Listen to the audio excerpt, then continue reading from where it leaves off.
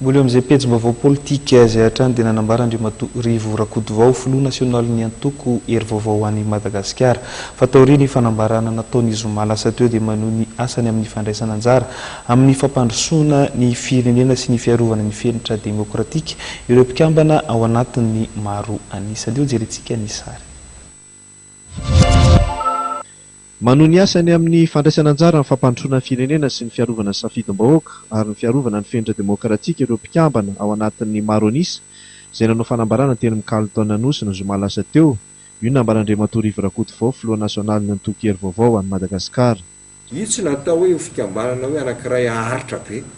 fa arakaraka ny toetra ny zavatra misy eto amin'ny firenena dia maneho ny heviny miaraka io satria ireo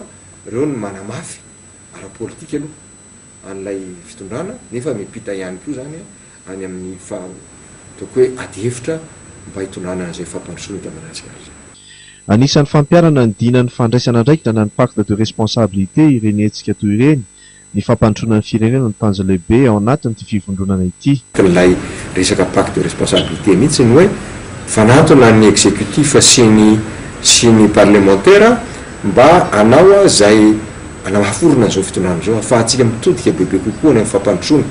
nefa afahantsika ihany koa ao anatiny zany mifampiteny mifampitsikera raha ohatra misy zavatra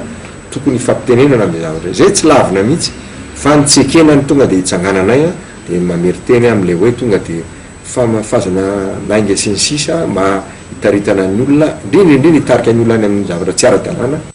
Marina fa toky politika toy ny HVM, ny MTS, ny MFM, ny GFFM, ny PATRAM na koa ny MDM no anisany mameno ity fiaramentana miaro ny fanajana ny fenitra demokratika ity. Mandray anjara amin'izany ihany koa ireo parlementaire avy amin'ireo antoko ireo izay no amafisindreo avy amin'ny Mapara 2 sy 3, ny VPMMM ary koa ny